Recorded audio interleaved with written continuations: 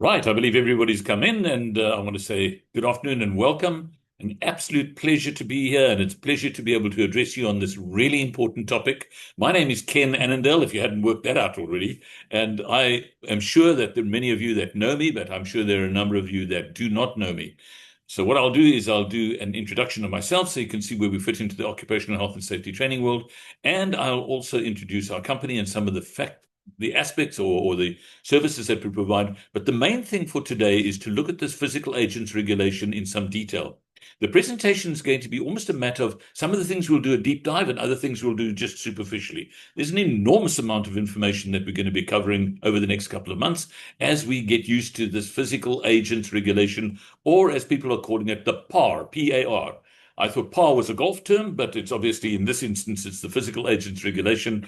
And I'm also aware of the fact that some of you are familiar with the topic, others are not.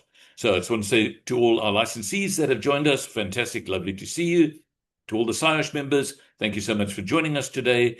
I think I'm ready to start sharing the screen. And with that, I'm going to get straight into it. I just need to confirm, Penny. Right, you can see the screen. That's fantastic. Okay, so with a name like the PAR, the Physical Agents Regulation, the first time I heard this thing, an agent, I thought, well, that's CIA or FBI or something like that. It's an agent that has a badge and walks around, but it's not the case. It's terminology that I was not familiar with. And if you remember, there was a bit of history to this entire process, that this came out about 3 years ago, and it's been in discussion ever since. So we're going to unpack that. We're going to provide you with our details in a moment so that you can actually make contact with us. And may I suggest something, that you just grab your phone. Where's that slide? Just went a bit quick. Wow. There we go. Grab your phone and take a photograph of that number.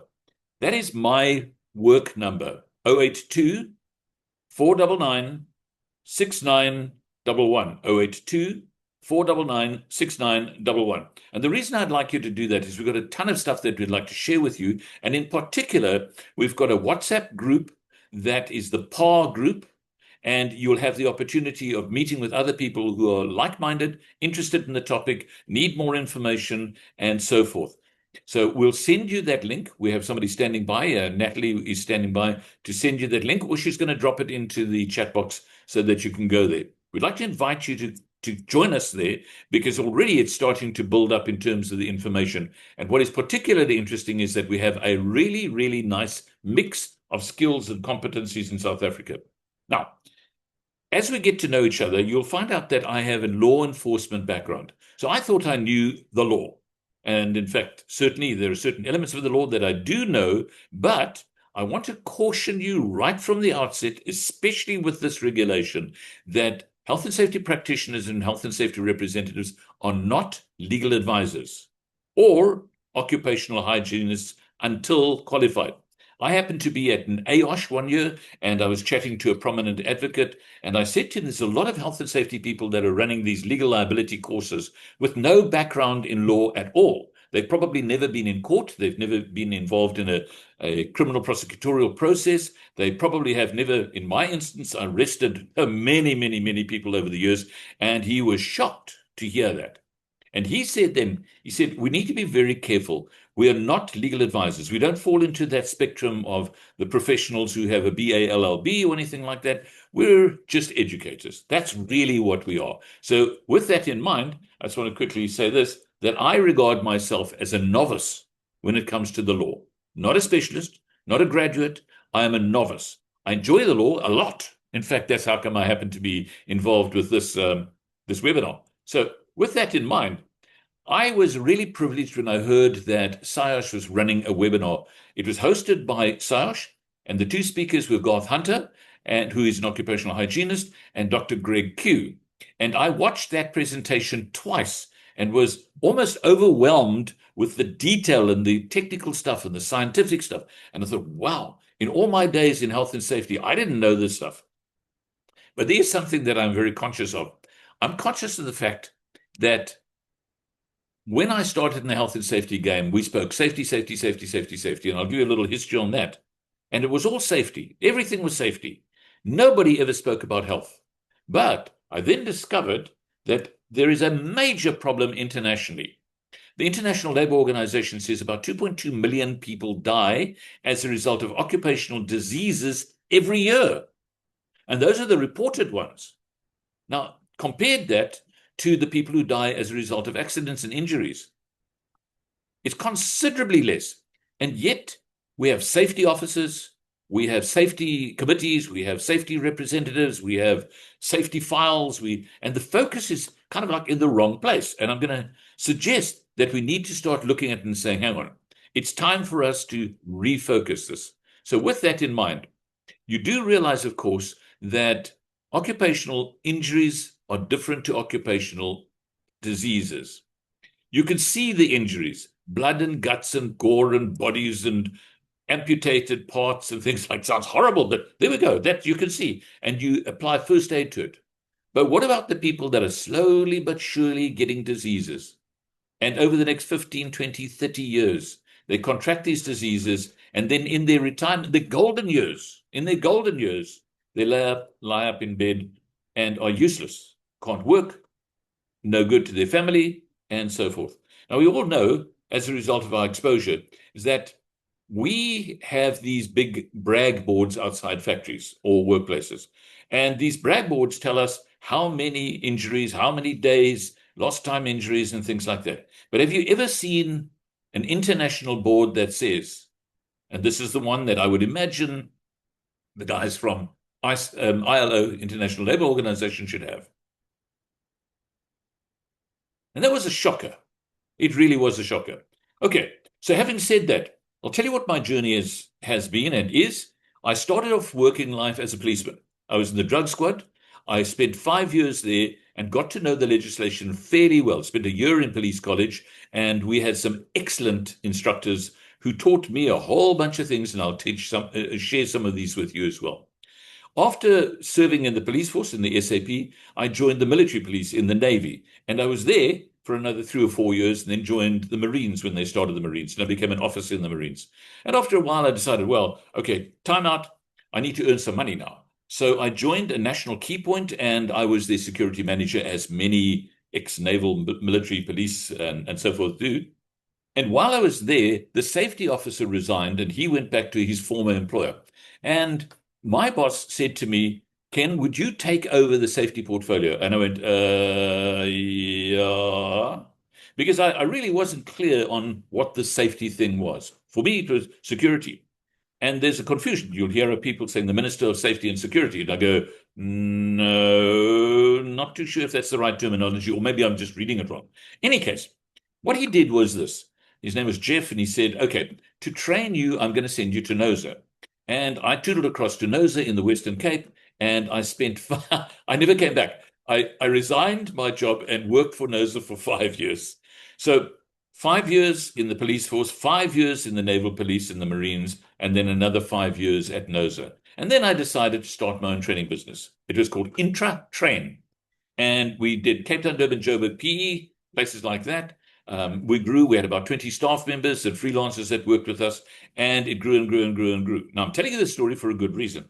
After a while, I found myself almost burnt out, because those days were analog, and my device was an Olivetti typewriter.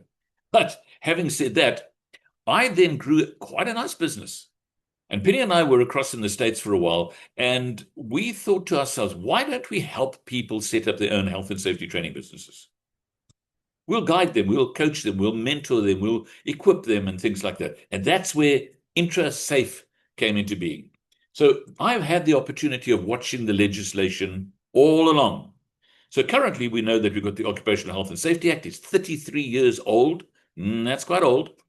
And we've just recently received in 2024 the Physical Agents Regulation. So if you look at this process, back in 1918, we had the Factories Act. That was the First World War.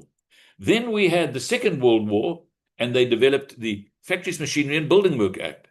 And then in 1983, we saw the arrival of the MOS Act, the Machinery and Occupational Safety Act. Now, please note, only in 1983 did they start speaking about safety. And then for the next 10 years, we had a situation where nothing really transpired until such time as the Occupational Health and Safety Act in 1993. And since we've seen a number of new regulations being added to the entire process. I'm sure you're familiar with most of those regulations, and I'm sure as a professional occupational health and safety person, you would have read through all of them, or attended workshops, or at least given it a go to find out if this information was relevant and you could handle it, if it's relevant to your organization and so forth. So you'll notice as well that a lot of these regulations are occupational health and hygiene related regulations. And now the latest one, of course, is the 𝗲. And that's where we decided to put a workshop together, which we ran very successfully the other day, where we unpacked all of this in a 5-hour period. You may want to attend the next one, and if you do, we'll obviously provide you with information. But the question was, I don't actually know anything about occupational health. And if somebody had said to me, but Ken, what is occupational hygiene? I go, I had an idea of dusts and gases and mists and vapors and fumes and things of that nature. I was conscious of that, but I didn't understand it as a science. And it is a science, and there's no question about it. Occupational health and hygiene is a science, and it's a language that you're going to have to learn to speak. And it is full of acronyms. And that comes up in our training program called the 𝗲 track. We deal with these, but the language is a really weird one. How many of these acronyms do you know and recognize? I was chatting to Penny, my wife and business partner, today, and I was saying, I recognize a couple of them. I recognize AL, action level, and centigrade, degree centigrade. And then I saw SANAS, I know and recognize that, and OEL and ppm. That's about it. That's and WBGT, with bulb globe temperature. So as such, I didn't know this stuff, honestly. And I've been running a health and safety training advisory process. Advisory is not the right word, but mentoring process with our licensing system for years. And it's only now, and I'm admitting it, 𝗗𝗘𝗟 𝗣𝗵𝘆𝘀𝗶 I didn't follow this closely. I did all the typical safety things. So what are these things? And I'm going to just touch on two, and we unpack them in the workshop. And the first thing that we talk about is action level, AL, and occupational exposure limit. And the first time that I heard them, well, or more recently, I was, what about that? Now, we have a colleague, one of our licensees, a man by the name of 𝗏𝗍𝗍, and he gave me a little bit of information, which is very useful. Then I likened it to my days in the police force. And it was almost a matter of saying, right, let's just talk about an action level. I'm driving down the road, it's a 120-kilometer speed limit, and I'm now getting to 110 kilometers. And Penny, my wife, sitting next to me, she goes, hey, you're going a bit fast now. Slow down, take it easy. And that's...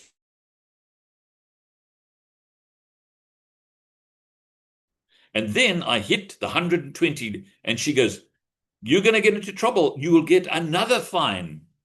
And I go, and then minutes later, I hear the siren. Beep up, beep up, beep up, pull over. You've broken the speed limit. Now, that's exactly the way I'm reading the action level and the exposure limit. And I'm sure you understand that. 110, caution.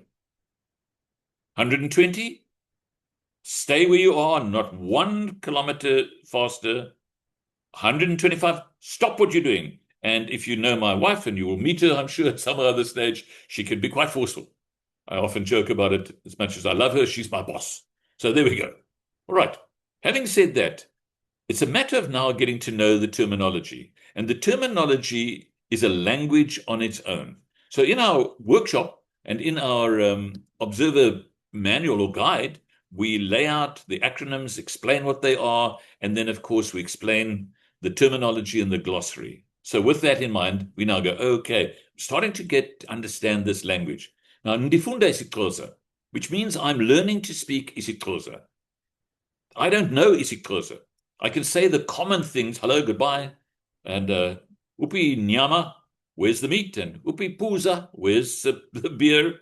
Now, those are important things so that I can communicate. Now, imagine this. You're going to go into a boardroom. You're going to be talking about the 𝗲. The employer is going to ask you questions, or maybe your client is going to ask you questions about certain things. And if you don't know the language, ooh, for me, it would be egg on my face. One of the things that I learned at police college was from an excellent old sergeant. And he said something to me which was profound. And now that was I'll tell you when it was, 1972. He said to me, you don't have to know the law in detail. Nobody knows the law in detail. He said to me, or said to us, the class, the platoon, he said, you need to know where to find the law when you need it. And every single police station that I served in would have a shelf full of law books, criminal procedure, and all the other laws that be applicable. And that made me realize all I need to do to understand this stuff is I need to read it. I need to get hold of it and read it. Now, here's a really cool thing. Given the fact that we now have digital devices, which are quite different to my Olivetti typewriter, is you can use your digital device to read the law for you, whether it's text to voice, whether it is actually doing a search in the legislation. It's absolutely brilliant. If you're not using your digital device, do use it. I have almost every single piece of relevant legislation as a PDF file, and I've got it on my laptop. And if I need to find something, it's a matter of just find it, search it, read it. And for instance, I was looking at the ergonomics regulation the other day, and I went, how many times does the ergonomics regulation talk about training? Well, that's a little exercise that you can do. Open the PDF file, do a search, Control F, have a look and see how many times. I can tell you now, about 24 times. 24 times the word train comes up. Now, it's not indirect references, you must train, but there are references to train and training. We often get people asking us questions about QCTO and SACWA, CETA, NQF, all of those sorts of things. I almost never get people saying, what does the law say about training? Because remember, first and foremost, the law is the law. And everything stands or falls on the law. Okay, so I'm going to suggest something. If you look at the functions of a health and safety representative, and I'm sure you're all familiar with it, there are people advertising jobs as health and safety representatives. We see people claiming to be a qualified health and safety rep. They did a 2-day course, and now they're a qualified health and safety rep. We actually see people talking about she reps, and I go, where do they get that from? That's strange. That's not in the law. But be that as it may, call it whatever you want. And then you start looking at the legislation and questioning it, and feel free to question the law. So I'm going to read it. In fact, you read it with me. An employer shall provide. Does it say should provide, can provide, may provide? It says shall. He or she will. He or she must. So you look at that word and you go, okay, it is obligatory. Then it carries on, says that the employer must provide the facilities, assistance, and training. You go, okay. Now, for me, I would ask the question, what do you mean facilities? What do you mean assistance? And what do you mean training? What do you mean training? Training 1 day, 2 day, 3 day? Low credit, high credit? QCTO skills program? What do you mean training? Define it. And the legal professional, and in our instance, the Department of Employment and Labor, they don't define it. Then it carries on and says, as a health and safety representative may require. And I go, okay, health and safety rep.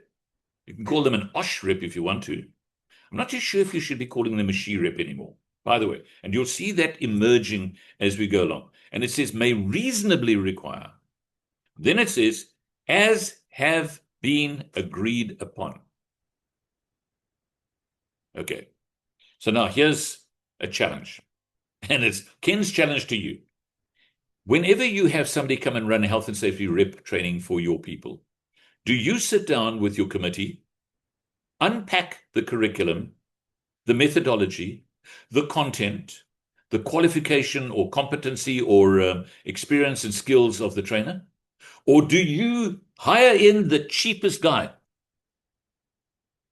One size fits all. I used to do that. It was before the Occupational Health and Safety Act. But on Monday, I was at Pick and Pay, and I'd run the same course that I'd run on Tuesday at Premier Milling. And then on Wednesday, I'd run exactly the same course at PPC. And on Thursday, I'd run the same course at some other place.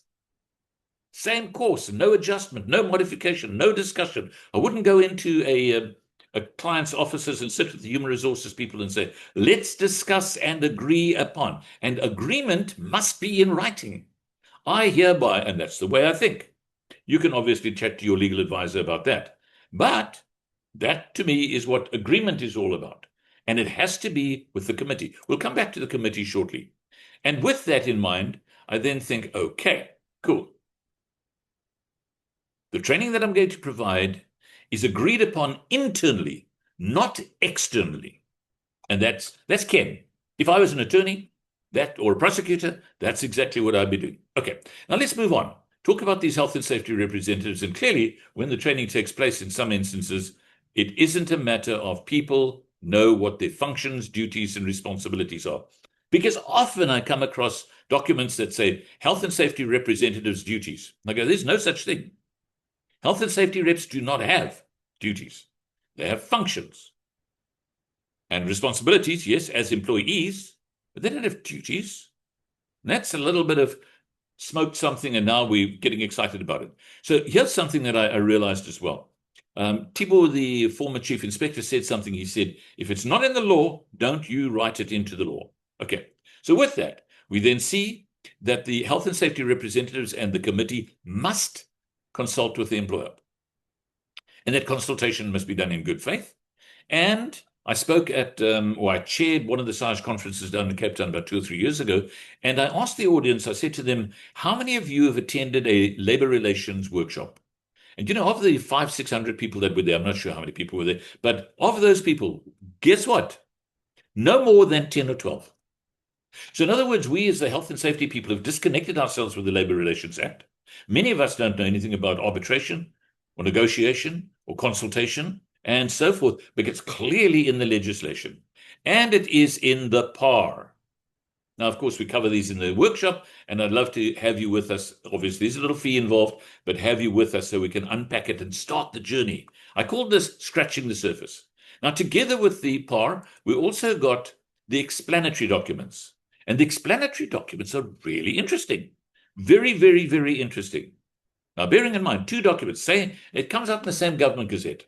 But if you look at the back, you'll see explanatory documents. And when you read it, what I do is, of course, I print it as well. And then I highlight certain, and I go, wow, that's interesting. We'll touch on some of them. And these are the things that we cover in the workshop. But we'll go to the question of what is this agent? I spoke about CIA or FBI. No. And I personally found out that an agent is a source of energy or exposure. And once you understand that, you go, okay, this is something that may harm me or harm the workers. I then unpack the table of contents of that regulation. And we've got 22 regulations over there. And you'll see the ones highlighted in red. Those are the agents. Cold and heat and illumination and indoor air quality and vibration and occupational non-ionizing radiation. So we know about these things, and we obviously, as health and safety practitioners, we would then address them to a greater or lesser degree, but not in the detail that the PAR is now requiring. Then I took it one step further. I then looked at every sub-regulation. There's over 300 sub-regulations in the PAR. And I put it together as a checklist. And on the workshop, you'll get a copy of this checklist, and you can then do your own internal, should we call it an audit or check? And you can go through every single one with your committee and go, does this apply? Does this apply? And remember, this is criminal legislation. Do we have the evidence to show that we've done it? So I was sitting on the veranda the other day, and I got a phone call from one of our licensees. Now, licensees are like these franchisees. Okay. So the franchisee or licensee, she phoned me and she said, she did an ergonomics risk assessment. The inspector came around and said, you are not allowed to do that. And she was like, really? Why not? He said, because you're not competent. She said, yeah, but I did a course. I did a SACRECITA NQF-QCTO credit-bearing course. And I got a certificate of competency. And the truth of the matter is that's worth absolutely nothing when it comes to prosecution. Nothing, nada, nix, bogoro. So I used to think I'm competent. Well, nah, I think the right term is I'm a novice with a passion for the subject. Okay, so there we go. I've spoken about the workshop. Now, why do we want to do this? We want to keep people out of hospital and out of jail. We got a phone call the other day. In fact, they sent us this document. The client sent us this document. They're in the retail industry. An inspector came knocking at the door and said, have you performed an ergonomic risk assessment in your shop, in your store? And the manager would, I don't even know what you're talking about. In any case, the inspector provided them with a contravention notice and I think 60 days to rectify things. And they phoned us and they said, what do we do? Where do we find a competent person to do this? Well, we'll talk about that. So the employer has a huge responsibility, and you and I are sometimes just a barrier between prosecution and, of course, compliance. And the employer has a whole bunch of things that he must do according to this piece of legislation. I'm not going to break them down now, but it's a simple process. So let's just quickly have a look at what this competent person is. You'll recognize that in the front of the Act, the Occupational Health and Safety Act, and or the regulations, they define competency. And here's an interesting thing. The older regulations have one version. The newer regulations have another version. The draft construction regulations have yet another version. And now the PAR has yet another version. And you and I are supposed to know these things, and we're the ones that are supposed to be educating and assisting and guiding. So important that we get to know it. But when you look at that legislation, it looks like pure legalese, doesn't it? It's word upon word upon word upon word. And you'll notice the words in red, there's a little bit of a trend and a pattern that you see in that definition of competency. And it's qualifications. Do you have a qualification? Now, some of you may or may not know this. While I was at NOSA, I became an audiometrist. I went off to Pentec, which is now CPUT, and I studied audiometry, and I became a registered audiometrist, which is occupational hearing loss. And that qualification as such would not suffice anymore. Why?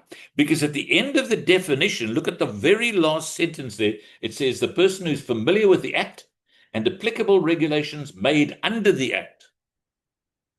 So it's the person must be knowledgeable, trained, experienced, qualified, and knowledgeable about or familiar with the Act and the applicable regulations. So that's the definition. Now, I like writing. In fact, I've written countless training materials and things like that. But what I discovered was this. Word for Windows has a search and replace facility, and you may want to apply this. I did this. I would take the paragraph, I would pop it into Word for Windows, and I would then replace any and all punctuation with a bullet point. So I'd go from that to this. And you can read it. It's almost like, whoa, the light is shining on it. Now I understand what this is, or have a better understanding of what it is. Now you'll notice there they talk about the National Qualifications Framework Act. And in particular, I'm going to read that sentence there. It says, relevant qualifications specific to or including the physical agent, provided that where appropriate qualifications and training are registered in terms of the provisions of the National Qualification Framework, that qualificational framework, that training must be regarded as the standard. Then, to get my head around this, what I did was this. I actually wrote an article. I shared the article. I love sharing the articles, and I love getting feedback. And if you want a copy of the article, you can just WhatsApp that number, and we'll send it to you, and you can have a look at it. And here's my invitation. Please crit it. I do not know everything. I know something.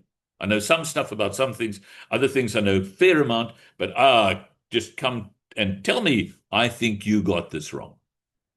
To qualify or to clarify this, I made contact with somebody he said, please don't mention my name, which is fine. And I said to him, what is your understanding of competency? And he agreed with what I'd written there. So, but hang on. Remember, again, my mantra is I'm not a lawyer. And I hope that you're going to adopt exactly the same mantra. We are novices unless we have a qualification. Okay, now you know all about 𝗂𝗂𝗂 NQF, and you know that the structure works like this. Now training is dealt with by the Department of Higher Education. Underneath them, they have 𝗂𝗂𝗂, then we have CETAs, and we have QCTO. I'm sure you've been following that transition. And it's part of what we do is we educate and assist and guide people in that entire process. Now, it's important to know that 𝗂𝗂𝗂 wrote unit standards, And then Department of Higher Education and Training said, right, we're going to scrap those unit standards and we're going to now introduce the QCTO and shift most of the responsibility for unit standard writing, or now they call it curriculum writing, to the QCTO. All right, I'm sure you've been following that entire saga, and it is something of a saga, and it's been chaotic. So much so that I feel it's almost like the Soccer World Cup, where a player on the field just kicks the ball backwards and forwards and backwards and forwards and backwards and forwards. And we, the audience, get excited, then we don't get excited. And then it's coming, it's coming, it's coming. And when I was in the military, we used to have a thing called hurry up and wait. And that hurry up and wait was literally, you could wait for months, or in this instance with the QCTO, as much as we love and respect them, you are waiting for years. It's running into years now. So with that in mind, what do we do? Well, here's the bottom line. The law is the law is the law. If the law says do the training, that is called legal compliance training, do the training. If you happen to stand in court, heaven forbid, you can at least say to the magistrate, 𝗲𝗚𝗂𝗏, I did this. I did what a reasonable man could do, because there are no unit standards or there are no QCTO curriculum anymore on that topic. Sometimes it's never even been written.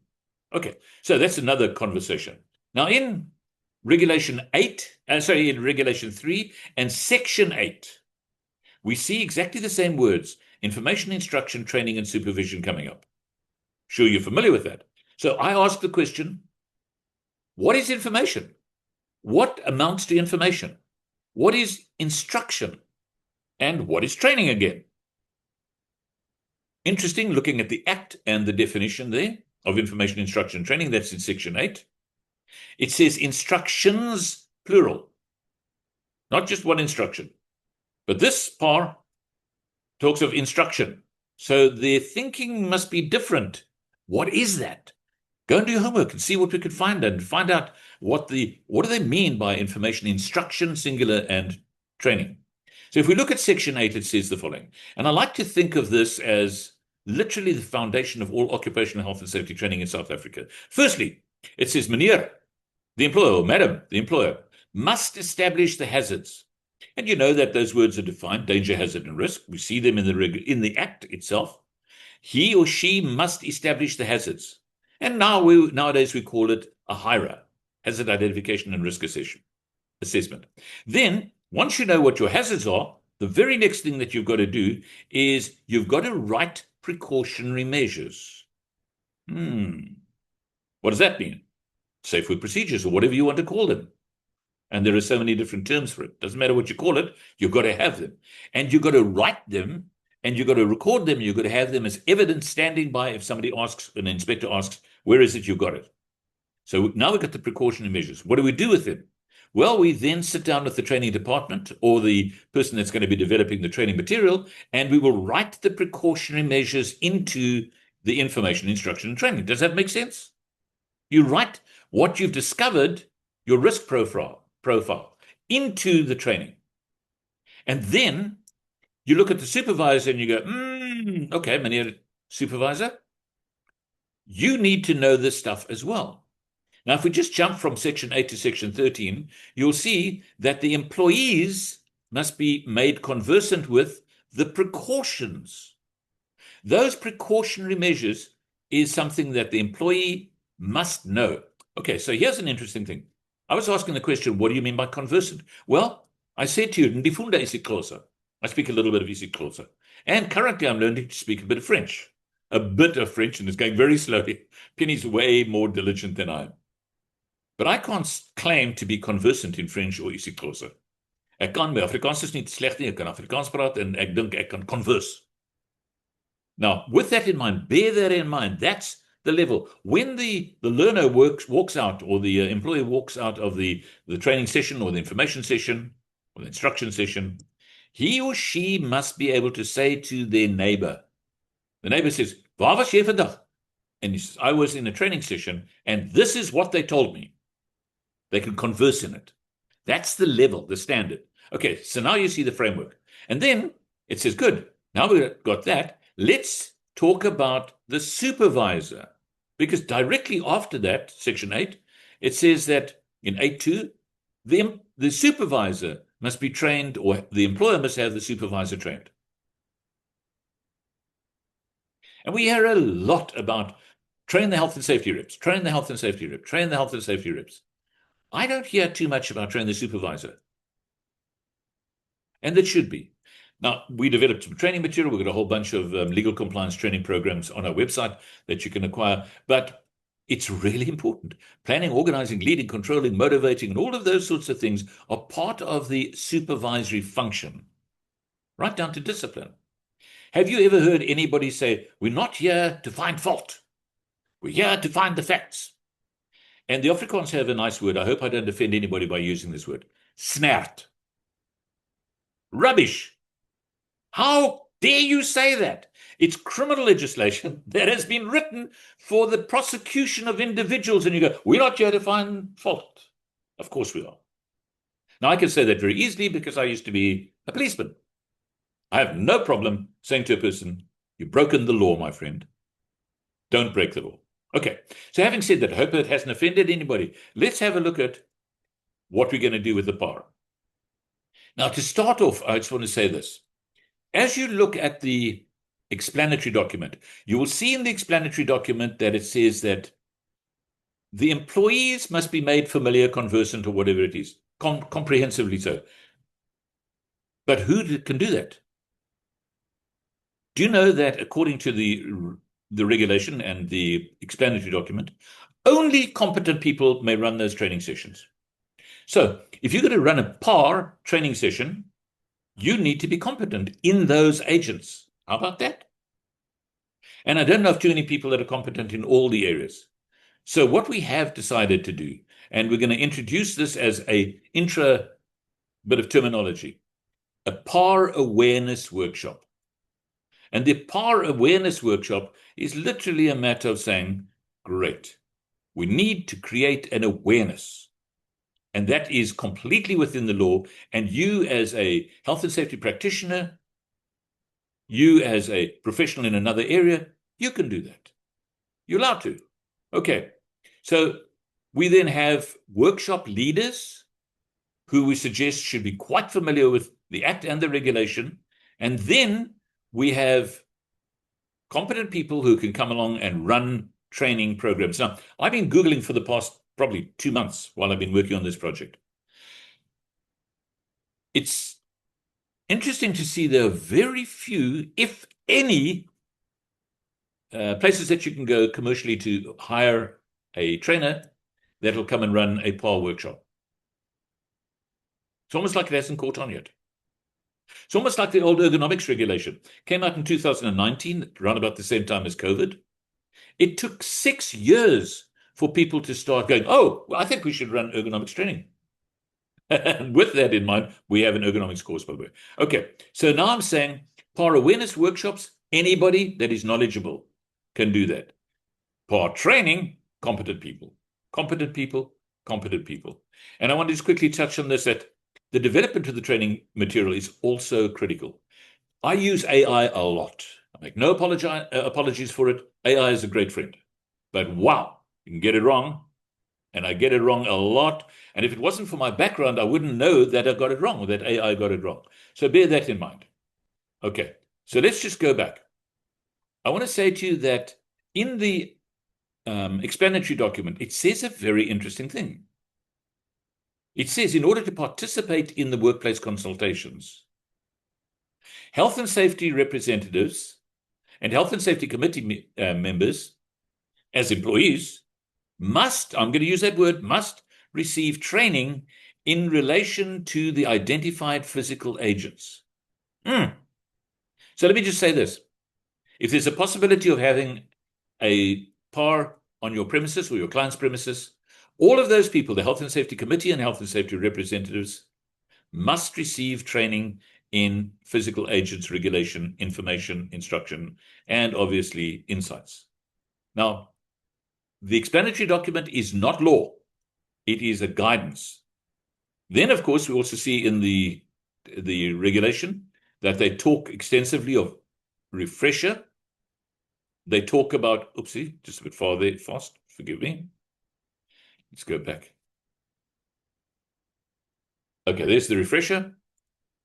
They talk about you must train your contractors. Or as you probably know, the correct term is the mandatories. Somebody said to me the other day, and it was a valid question, what do you mean mandatory? Doesn't that mean compulsory? I said, no, that's mandatory. This is mandatory. And if you look in the suburbs, you will see there's estate agent boards, and it says, so-and-so, this is the estate agent, sole mandate. In other words, they've got the contract to do it. Now, you as a training provider, let me say this, you as a training provider may, as an independent training provider, may be running a training program on a client's premises. And I know amongst our delegates today, and welcome, we've got a number of people that represent corporates or enterprise establishments. Now, as a training provider, the client must train you. You go, but I'm supposed to train the client. Figure that one out. The client must train you. So having said that, what level? Well, again, they come up with this very interesting word in Regulation 3. It says comprehensively. Remember we used the word conversant? Now they're using the word comprehensively. Phew. And what must I be trained in? The purpose, what they are, which ones are present, what the risks are and the possible effects. In our workshop, we talk about the 𝗀𝗬𝗟, the Compensation of Occupational Injuries and Diseases Act, and we talk about Schedule 3, where they've listed a lot of the occupational diseases that you're going to be looking at in future. Okay, so having said that, now, the next thing that's a bit fast. The next thing that we're going to have to do is we're going to have to identify, and I say we, because this is anybody and everybody within the workplace, identify what the agents are, the risk assessment. Now, remember, formerly we used to speak of HIRA, hazard identification and risk assessment. Now they speak of ERA, E-R-A, exposure risk assessment. And somebody needs to do it. And I'll tell you why. So you need to go into the workplace, or maybe a health and safety representative, or maybe a supervisor, charge hand, or foreman, or somebody like that, go into the workplace and do an assessment. Now, this is not the formal scientific assessment. This is, do we have a problem? Because if we have a problem, then what we need to do is we need to call in the competent person. Are you following me on that? We have a problem? Okay, well, we better get a competent person to come and do the measurements. Because remember, that competent person is the scientist who has the degree and the equipment and the qualification and things like that. Now, to assist with the assessment, the regulation has tables. And these talk about minimums and maximums. Remember, we were speaking about action levels and OELs and things like that. That's all in the regulation. And already on page 37, and I spent a lot of time just going through it, looking at it, seeing if I could understand it. More importantly, could I explain it? And in the workshop, we do that. We break it down. So then from there, we go, right, there must be a report. Otherwise, what are you going to do? Well, you're just going to sit at the committee meeting and just talk about these things. The answer is no. We're going to have to put it in writing. So I created a form which you could use provisionally, preliminarily. And then, of course, we'd have this risk checklist. We'd go through it and say, have we covered everything? And remember, this is like the novices. These are not the professionals. And I'm sure we have a couple of occupational hygienists that's sitting here and they're going, yes. In fact, Penny said something today. She said, the occupational hygienist must be going, hallelujah. There's going to be work for us for the next 100 years. There will be. Because it's not the kind of thing that we as safety practitioners are ready and equipped to do. They brought this out 3 years ago, and it occurred to me late one night, I thought, goodness gracious me, when that draft regulation came out for discussion, we should have seen this influx of people going to university to get the qualification, because now they would not be without work. And by the way, AI is not going to replace an occupational hygienist. Not in our lifetime or the next. So having said that, so what qualification should we have? Let's go back. Gosh, very sensitive. I've got a new mouse. Okay. The regulation speaks of these stresses or agents, but not those. Interesting, hey? And the reason for that is that they have brought out other regulations like the chemical agents regulation, the biological agents regulation, the noise abatement and noise, it was the noise-induced hearing loss regulation, and now the new one that's coming out, the noise exposure regulation. So they're not covered in the PAR. The ergonomics regulation, I already mentioned, have come out and been out for a while. But I'm going to suggest that you go back to that regulation with some of the insights that you got from today. Have a look at it, pull it apart, ask questions. Literally, and I'm saying pull it apart, do that exact thing. Then you, as a practitioner, can go out there and you can do a preliminary, and the professional will do the scientific. Does that make sense? I trust it does. So with that in mind, as now I'm going to call you a PAR observer. As a PAR observer, you could be anybody that has interest and knowledge about what's going on within that workplace. An engineer, a maintenance person, a human resources person. It could be somebody that is maybe even your health and safety practitioner, who we know as a safety officer. They can do it as well. But something that you do need to know is a PAR observer, it's not a legal appointment. It's a logical appointment. It's best practice. And then you, as an individual, declare your qualification. I declared my qualification as I used to be an audiometrist. I'm not an audiometrist anymore, therefore I'm not competent in that area. So with that in mind, let's have a look at the competent person again. Remember we had a look at the definition. And there are 4 words that come up there: knowledge, training, experience, and qualifications. So this competent person can either be an employee or a mandatory. And Penny and I were chatting to a corporate client this week, and they've got their own in-house competent people, in-house occupational hygienists. In fact, I mentioned 𝗂𝗃𝗄𝗏 and Dr. Greg Q. 𝗂𝗃𝗄𝗏 is an occupational hygienist, and he used to be with one of the refineries. So the company or the organization has their own professional, or they then source somebody. Now, if you're going to be sourcing people and appointing them, remember there's going to be SLAs, there's going to be job descriptions, there's going to be MOUs or whatever. You need to get all of those in place, because you're going to have to keep this evidence for up to 40 years. I'll give you a quick example. So where do you find these people? Well, first and foremost, I'd go to Saiosh. Saiosh is a sister organization to Saiosh. And obviously, it's the South African Institute of Occupational Hygiene. And there's a website, and you can go onto the website and you can chat to the various people.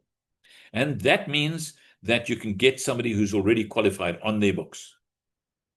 Now, if you look down that list there, you'll see just above not competent unless qualified, you'll see approved inspection authority. So on the left-hand side, 2 of our licensees are already approved inspection authorities. Question is, how do you become an inspection authority? We'll explain that in detail when we get onto the workshop.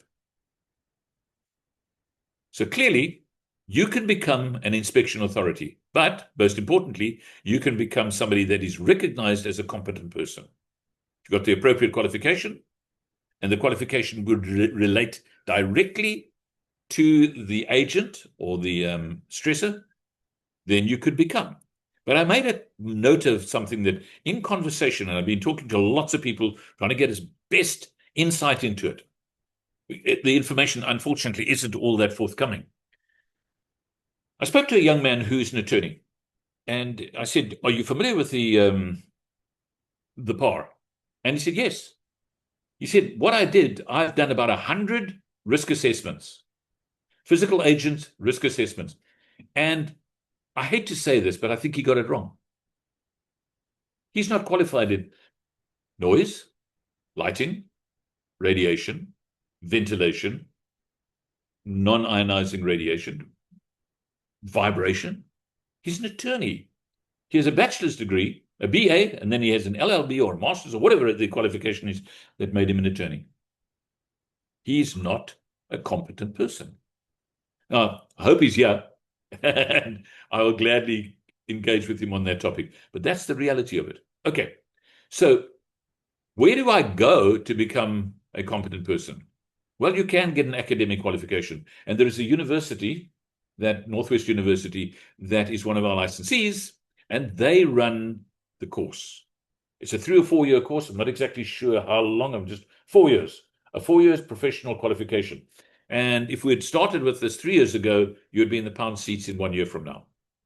So bear that in mind. That is something you may want to study. Now, I often hear people going to do this course, that course, the next course. And I'm thinking, in fact, something that I did do, and you may want to play this game as well, just go online and do a search. Which major courses worldwide actually cover occupational hygiene in some depth? Ask a question, come up with an answer. Okay. Now, as a mandatory or contractor, you need a job description. The company needs a job description. The employer needs a job description. And certainly the human resources department should be involved in writing the job description or the spec. I mentioned something about the AIAs. Now, what happened to them? Where are they? Well, here's an interesting fact. In the PAR, there is zero mention of AIAs. Nothing. Nada, nix, variance, boggerel. What happened to them? Excuse me. It appears to me as if the Department of Employment and Labor have taken their focus off AIAs and focused on the individual competent people. I might be right or wrong, but I think that that's exactly what's happened there. So at this time, what you also need to take into account is that AIAs also need to be accredited by SANAS. All right? And then what I did is I went online and I found the Department of Employment and Labor's AIA directory, manual, whatever you want to call it. And you can download it. There's a link there. If you want the link, one of our team will send it to you, or you can just WhatsApp Penny and say, please send me the link of all the AIAs. And this is dated April. So it's up to date. And there you can have a look at who does what. But what is really interesting is it's limited to just 4 primary activities. Maybe I misread that. 4 primary activities, whereas these are not covered by AIAs at all. So in other words, the Department of Employment and Labor have not received applications for those stressors or agents. And the ones that are in our regulation, not there. Similarly, we see that SAQA, CETA, NQF, QCTO, that whole story, they don't have unit standards or they don't have curricula for these topics. How crazy is that? Okay, right at the bottom, we've got the ergonomics regulation. That came out in 2019, as I mentioned. And in 2019, we'd expect that they'd be on the ball and writing unit standards for it. Well, they wrote an ergonomics risk assessor unit standard, which has expired, leaving us what? Where do we go? What do we do? Can we go to an AIA and say, hello, are you a competent person for ergonomics? And are you registered? So once again, I want to encourage you, have a look at what's happening around you, ask the questions, ask the difficult questions, and say, what are we to do? Because there is a way around it. Penny has a nice Afrikaans saying, she says, there's doenbaar. There's a way around it. It's like Rassie Erasmus. We just need 1 point to win. You need the activity, you need the position in place. So if the inspector comes knocking at the door, you can say, here's the evidence. I did do that. Now we go to the next level. And this is where the scientist comes in. This is where the competent person comes in. And the competent person will come with a bucky load of tools and equipment and instruments and things like that, so that he or she can measure what's going on. So remember, there was a preliminary. It was identified by the observer, the PAR observer. Now somebody has reacted, called in the AIA or called in the competent person, and they come and they do I don't know how long it's going to take, a week, to do all the dust and noise and gases and mists and vapors and fumes and things like that. I don't know. Obviously, somebody can give us some information on that. But if it's to be done thoroughly, then that's important. And if you think of places like a refinery, that's not going to be an overnight activity. It's not going to be arrive on Wednesday and leave on Thursday. It's going to be a thorough, or needs to be a thorough thing. Because, again, they know, the competent person knows that there is a Section 37 obligation to make sure that they don't mislead the employer. This equipment has to be calibrated. Where are the certificates? Let me see. And that's an important part. Then this risk assessment, we've spoken about it already. You've got documentation, you've got evidence, you've got process. You need to be able to prove something. And I want to show you something in a moment.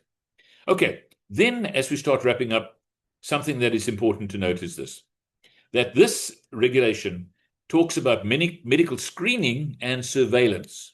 Screening as in, have a look, see if the person's got any problems. Surveillance is we've identified that they are either healthy or unhealthy, diseased or not diseased, and we will watch them and monitor them as we go. Right. Now, I mentioned that Dr. Greg Q was one of the speakers on the Saiosh conference, or Saiosh webinar the other day, and I believe that he's going to be speaking in Cape Town at the end of this week. So Penny and I will be in Cape Town. If you want to come across and grab a cup of coffee with us and just say hello, it'd be absolutely brilliant. We'll be at the Saiosh conference, and it'd be lovely to meet you, or maybe meet your colleagues and clients. So Dr. Greg, I've known Greg for, 20, 30 years. Knowledgeable, one of South Africa's top occupational medicine practitioners. Now, there's an occupational health practitioner and an occupational medicine practitioner. You need to know the two, the roles of the two, and who and when and where, and all of that's in our workshop that we'll be covering. But here's the case study that I want to share with you. If you remember, just outside Cape Town, there was a power station. It's called the Athlone Power Station, and it had those two big towers. And those towers were eventually imploded when the power station closed down. On one hand, we have Langa. On the other hand, we have Pinelands. So the fumes and dust and dirt and muck and pollution from those towers would land up, depending on the wind, southeaster or northwester, in those people's homes, or factories or businesses and so forth. Now, Google it and you'll see, to this very day, there are people dying as a result of the work that they did at Cape Town City Council. They worked at the power station, they had a job, they were exposed to these things, there was little or no emphasis because, remember, it was the Factories Act and no safety. And those people are dying as a result of that. So respiratory diseases and asbestosis and. So apparently they took a decision, Cape Town City Council took a decision not to demolish the actual power station because it is full of asbestos, or was. I can't verify that. Okay, so I've now got to the end of my time. I've been, I said to Gareth, I try and be as on time as possible. So, ladies and gentlemen, I trust that this presentation has just stimulated your thinking. For one, it provides us with huge opportunity. You as a practitioner, you as a trainer, you as a competent person, it provides you with wonderful, wonderful opportunity. Like I've got my cell phone, and on my cell phone, I've got probably 2 or 3 attorneys and a couple of doctors and other people that I could call on if and when. In fact, 1 or 2 former chief inspectors on my phone, and I could call on them if I need them. And if I need somebody's assistance, I've got that. But I don't have a single occupational hygienist on my phone. Penny and I were talking about it today. One of our licensees, we've got about 100 licensees operating in Africa. One of the licensees is a competent person, or at least an AIA registered organization. So now the journey starts. Look, read, listen, research, do what is necessary for you as a professional to actually get your head around this topic. Start talking to people and share with them. If you want to acquire the training material, let us know. But I want to end off by saying this is a shift, and I believe it's a fairly significant shift. In terms of the construction regulation, it says that you must have a safety file. But now, if you go on Facebook, every Dick, Tom, and Harry and Tabu, they are now writing safety files. There's software to do safety files. How and where are we going to put occupational health and hygiene into the safety file? We're going to change the name. It's no longer a safety file, certainly in terms of the construction regulation. And shouldn't be a generic safety file, print on demand. We need to take this seriously. It changes our structure, our systems, our policies, our procedures. It changes these things. And your health and safety program, I trust, will start emerging as a health, safety, hygiene program. And your people will be better protected. So with my time being almost up, I'm 2 minutes over, just want to quickly say this to you. And Gareth said I can just advertise this as fine. Thank you, Gareth. For those of you that don't know what we do, we're running a presentation on becoming a licensee, and that's going to take place on the 29th. Please join us. It would be an absolute pleasure. It's free. It's online. You can send a WhatsApp message to Penny on that number, and we'll then send you an invitation, and that would be an absolute privilege. Then, if the idea of running your own awareness sessions has appealed to you, and you want to save yourself, and I'm not joking at all, 3-4 weeks worth of research and development, and I mean, it really became quite deep. you can acquire the material. And you attend the workshop. There's 1,795 Rand per person for the workshop or briefing session, and then the training material is 3,900 Rand. And that means you've got material that you can customize, adapt, modify, and make. Remember, we spoke about the precautionary measures and agent specific. So hopefully that's a stimulus to you. Then I want to say to Saiosh, thank you very much, guys. We really, really appreciate it. Penny, myself, and Natalie, and the rest of our team, we say thank you. It's great to be able to use your platform like this. And for those of you that missed my number right in the beginning, there it is again, 082-499-6911, 082-499-6911. Our website is www.intrasafe.co.za. And then at the bottom there, you'll see the WhatsApp chat group, and we'll gladly welcome you on there. It's one of those attend, don't attend. It's no stress, no pressure or anything like that. And it's going to be probably 90% of it is going to be updates and information and new thoughts. And as people feed back to me, I'll feed to the group, and then you can decide what you want to do with it. And with that, I'm about done. I think, I'm on slide 74. So I'm going to hand back at this stage to Gareth. And I just want to say to everybody, it's been a joy and a pleasure.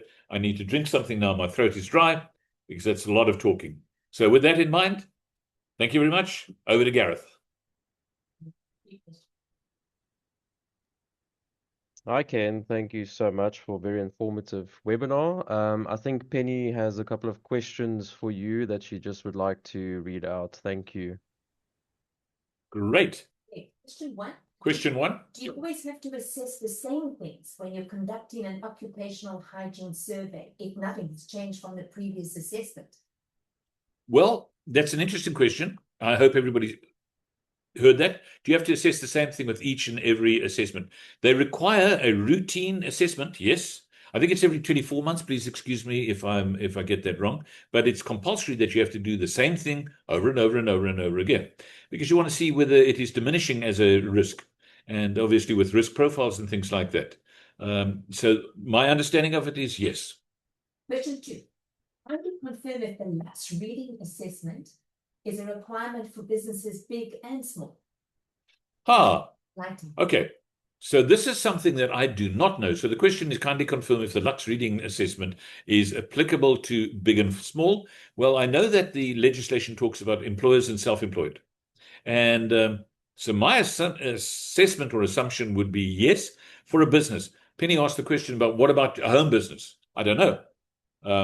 It's a question that we could deal with in the WhatsApp group.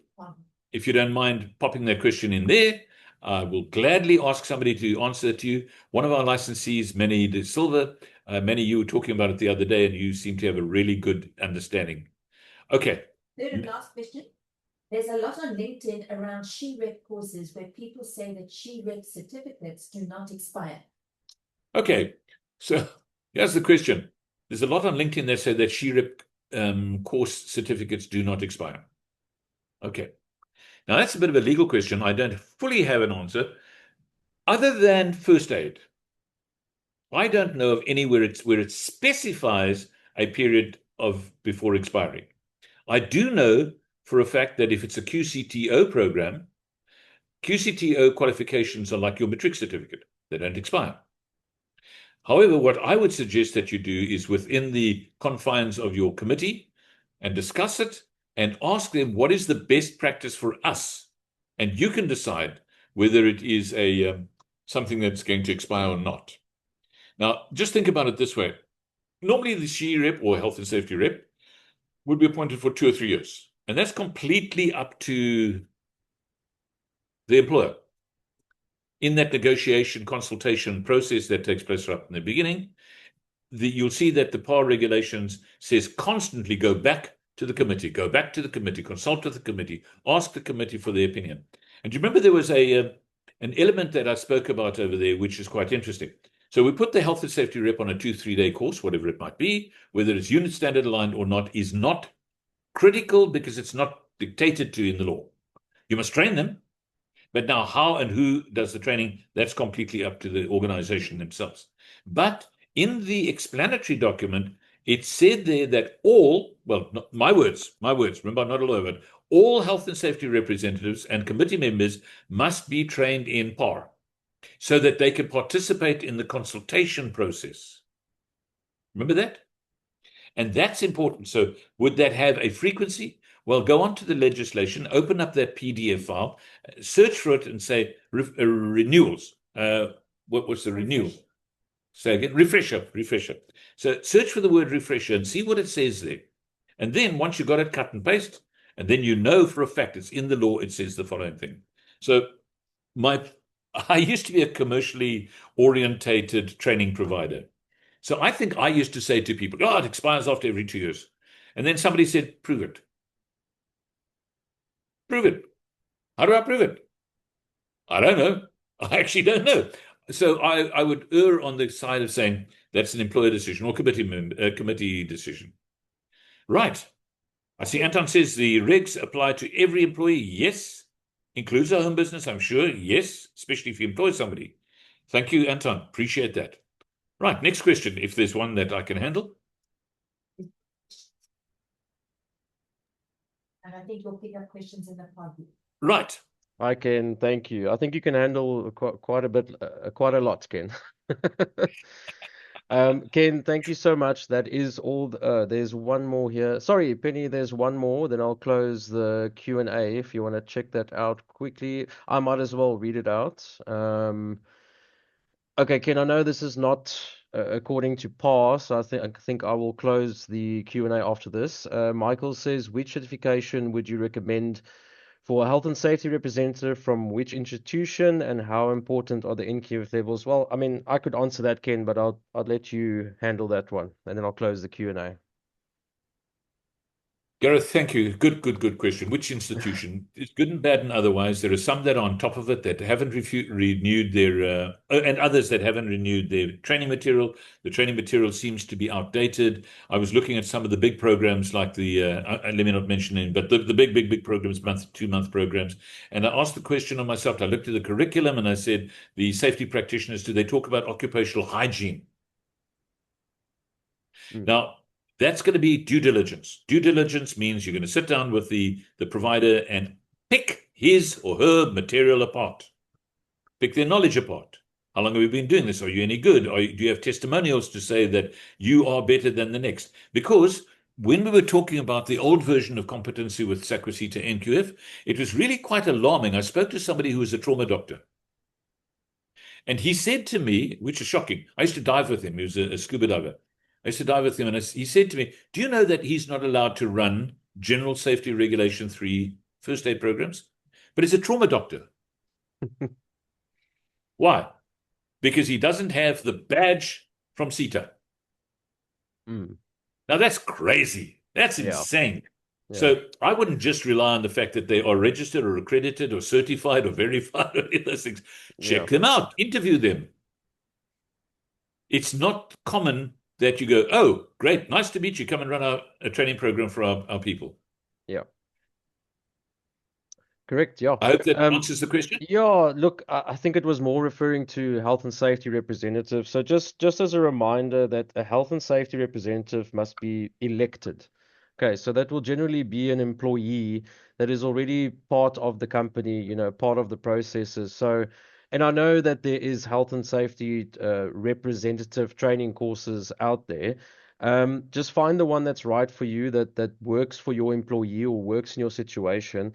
And it's never a bad thing to train your employees, to make them more competent and to make them understand what is their roles and functions as a health and safety representative. But it should actually, when nominating your employees, when they nominate a health and safety rep, it shouldn't incur a cost. That employee, it should be the person that is already showing signs of, the person that enjoys health and safety, that wants to implement health and safety tasks or make a task safer within the company. It must be a person that's got that passion for it. And generally, employees knows who that person is, and generally that person will be elected. So, yeah, it shouldn't actually incur any costs. You should elect that employee that is willing to stand in that position over and above that person's normal roles and responsibilities. So I hope that answered the question as well. 100%. Can I just quickly go back to Anton Ferreira's questionnaire? Sure. And I love what you say there, Anton. It's obvious that you've read the legislation and you know that there's a definition, amongst many others, of employee and employer. And I think the question initially was, do we need to do assessments, small and large? But Anton, you're on the right track. I value that and I salute that. And to the team at Saiosh, talk about salute. Thank you very, very much. I trust it's been wonderful and everybody's really benefit from it. If you'd like to drop a comment, good, bad, or otherwise, I've got broad shoulders, ex-policeman, can handle that. Tell us what you think. Thanks very much. And from Ken and Penny and Natalie and everybody else, au revoir. Bye-bye now. Thank you. Thank you. Thank you so much, Ken. Really appreciate it. We are obviously over time, so I would love to chat more with you. But thank you for your time. Thank you to Penny, Natalie as well for being in the back end of the webinar. It's not usual for me to be on the front end, so this is quite interesting for me. But yeah, I just want to thank our Saiosh members for attending. I think we were 270 attendees at peak.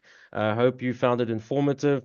The physical agents regulations is quite complicated. As Ken alluded to, we did a webinar with Dr. Greg Q and Garth Hunter, who is an occupational hygienist, in April. You can find that webinar on our YouTube channel, and it's also under our latest news tab on the Saiosh website. Yeah, thank you so much for joining. We really appreciate your time. Be safe, and we'll see you for the next webinar. Thank you.